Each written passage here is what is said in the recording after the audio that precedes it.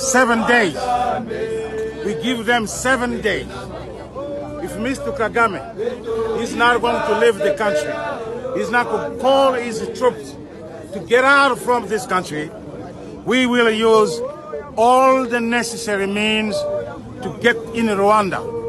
Hey fam, Gracie here. I hope each and every one of you is doing amazing. I hope y'all are blessed. I hope y'all are good. I am doing well myself, but I am I have been trying to record this episode for like 30 minutes and it's not been working. I'm like, yo, what is going on? Yeah, the struggles that we go through to bring these episodes sometimes, but hey, regardless, here we are, right? As always, to the subscribers, new and returning ones, members on the channel, the anonymous supporters that are helping me grow this channel by watching, subscribing, commenting, liking, and sharing the content that I put out here. Always, thank you so very, very much. I appreciate each and every one of you. I hope those that have not considered subscribing, please subscribe to the channel so you become part of this amazing family. And thank you in advance for this subscription. Yes. Now, one person left a comment on one of my videos. I don't remember which one specifically, but they were asking me to talk about the genocide that is going on in Congo, in Sudan, in Somalia. Yes. And of course, I've been talking about these things, but for some reason, I think I've never dedicated a whole video about this entire topic. And I don't want to be a hypocrite that I talk about injustices in other people's countries, but then I don't care when there's a lot happening in our backyard. And I think I also have been talking about this entire thing, the Congo thing, on my TikTok specifically, but on YouTube, I never dedicated a video.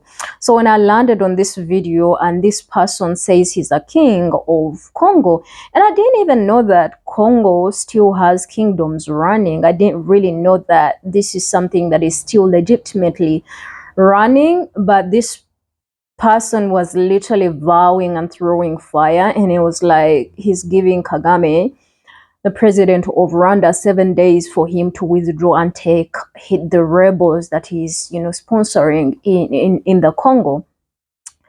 And he said, if you don't do that, then we are coming for you. Now, many times this is not a new name if you hear of the president of Rwanda. He's been allegedly accused of actually sabotaging with the situation in Congo. He's an enabler, and a lot of people are accusing him of being a Western puppet.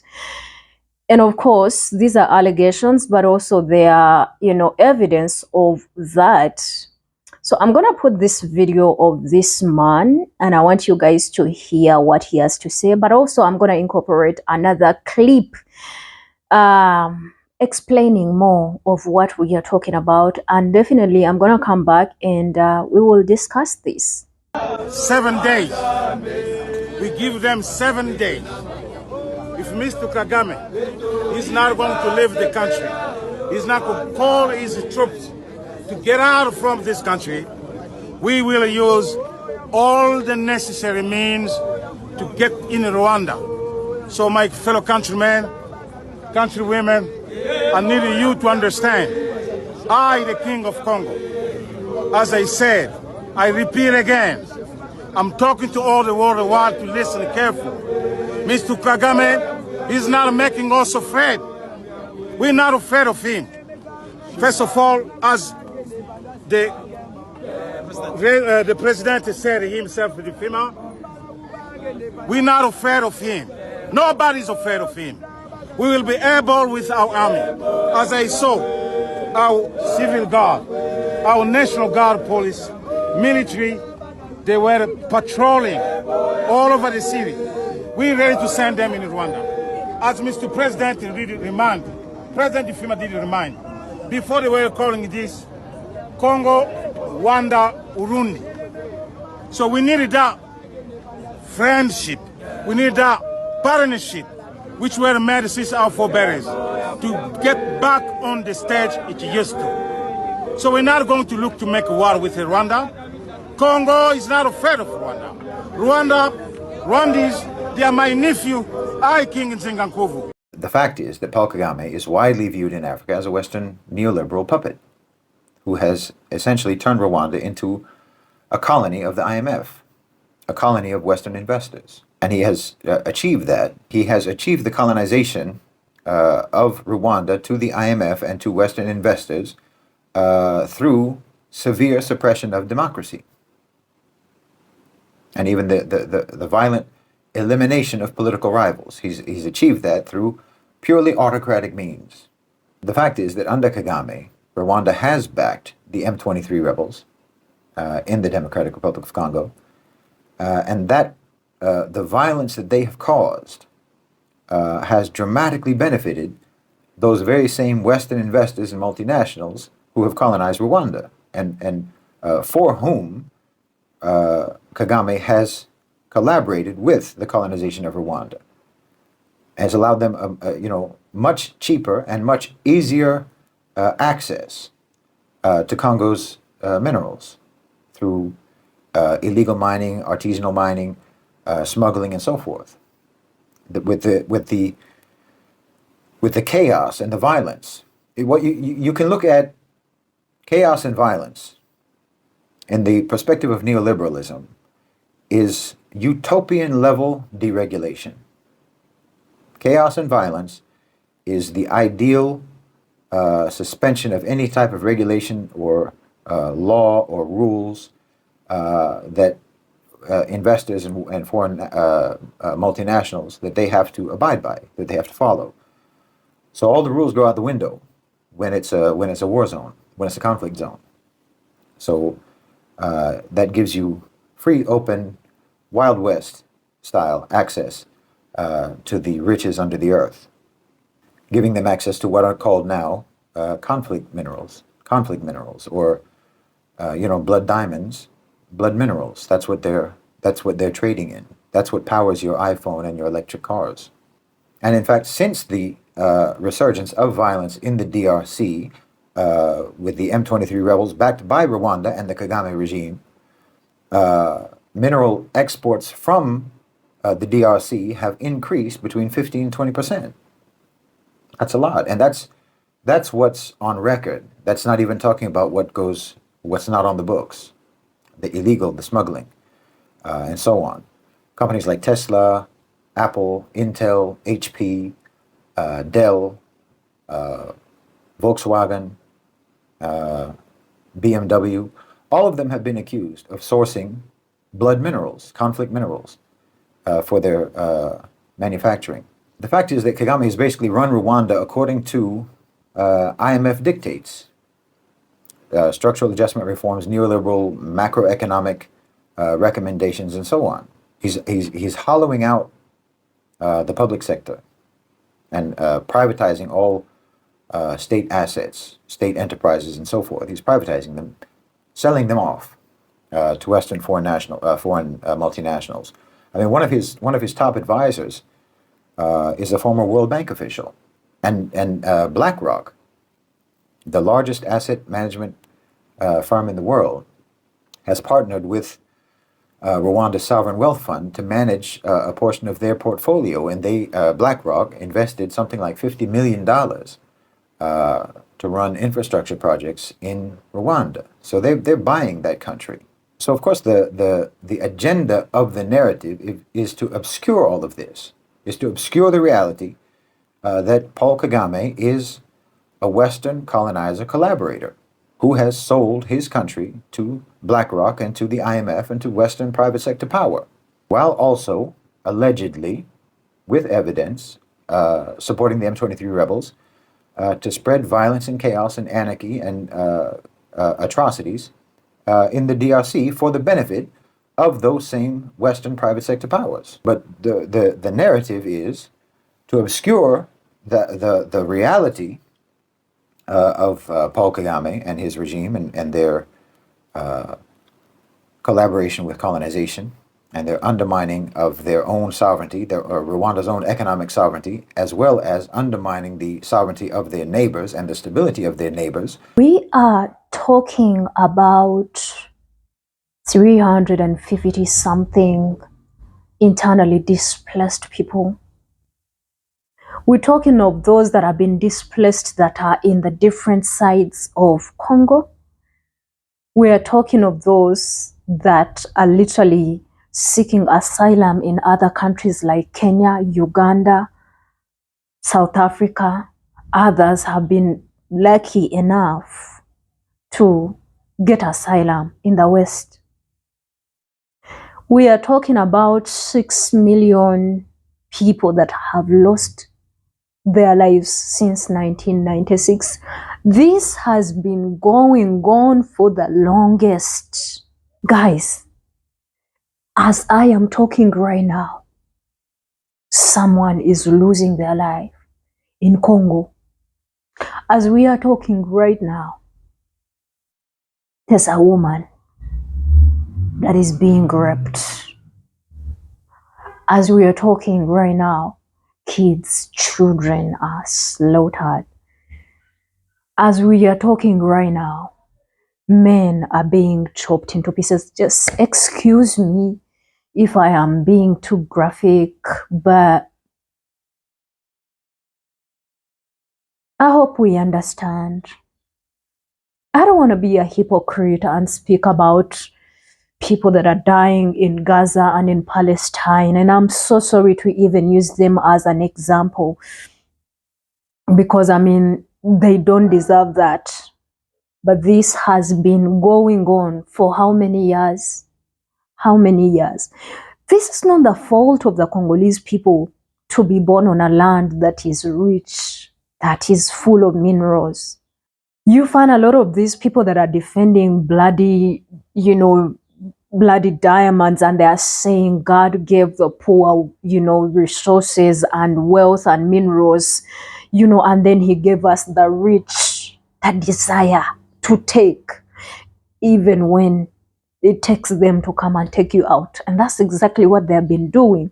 And this is not just only this man, Kagame, who is enabling this entire evil thing, because allegedly, even the grandfather of this country, you all know I come from Uganda, so please do not make me, but you know that I have said it anyway. Allegedly, he is also an enabler. Everyone is praising Rwanda, how developed, how, safe, how clean, and all of this is a strategy the West is literally using. Because if the place this is a safer route for them to keep stealing, because yes, a lot of their trucks, the UN trucks, have been hijacked, and yes, they have found minerals, gold, cobalt, uranium, lithium, and stuff like in their trucks. Let's not forget that just few months ago, one of the people that came as a UN whatever, they were actually trying to start a coup in Congo just to overthrow the president. It is insane. What is the president of Congo doing? I mean, as much as I can ask this question, I know for sure that these people are there, but all of them are Western puppets. And you sell your people for the comforts and luxury of this life when you're not going to live for forever. When children of 3 months, 3 weeks are taken to hospitals and they are checked and they are found with STDs, and children are literally being forced into like forced labor, slavery. And you guys are driving the cars, and you guys come up with new series of iPhones and all of that on the blood of the people that are dying in the Congo, and you are literally betraying your people? How heartless can these people be? If Rwanda was as good as everyone is talking about it, oh, it is developed, oh, it is safe, why are there people running out of there and they are coming to Uganda? Why? They don't feel safe there. A lot of people that are observant enough to go there, allegedly, they say the atmosphere itself has that little bit of tension. That tells you something, that something is really wrong. And I don't know why people are quiet. I don't know why this is not brought to the public, like this has not gained the attention that it needs. Because honestly, the UN is not going to save. Uganda sent the military, and all of us, allegedly they are saying they were just also enabling, and they continued to steal and steal. Something that the alleged man is accused of doing the same. When you are trying so hard to literally bring Africa together, this king is like, I wanted us to work together.